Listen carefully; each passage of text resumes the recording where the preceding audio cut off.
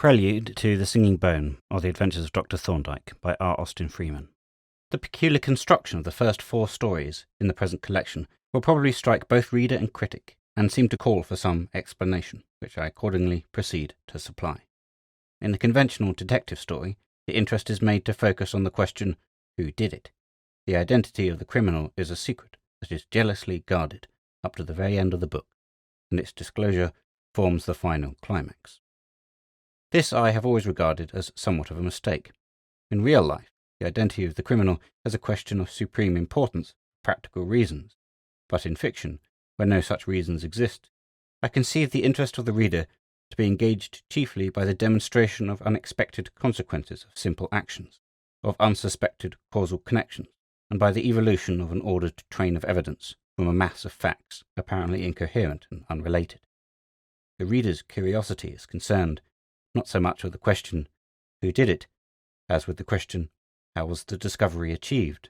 That is to say, the ingenious reader is interested more in the intermediate action than in the ultimate result. The offer by a popular author of a prize to the reader who should identify the criminal in a certain detective story, exhibiting as it did the opposite view, suggested to me an interesting question.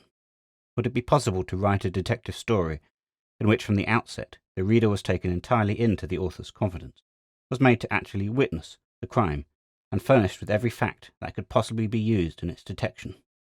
Would there be any story left when the reader had all the facts? I believe that there would, and as an experiment to test the justice of my belief, I wrote The Case of Oscar Brodsky.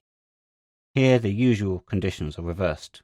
The reader knows everything, the detective knows nothing, and the interest focuses on the unexpected significance of trivial circumstances.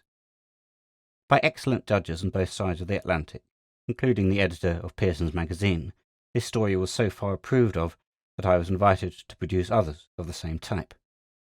3 more were written, and here included, together with one of the more orthodox character, so that the reader can judge of the respective merits of the 2 methods of narration.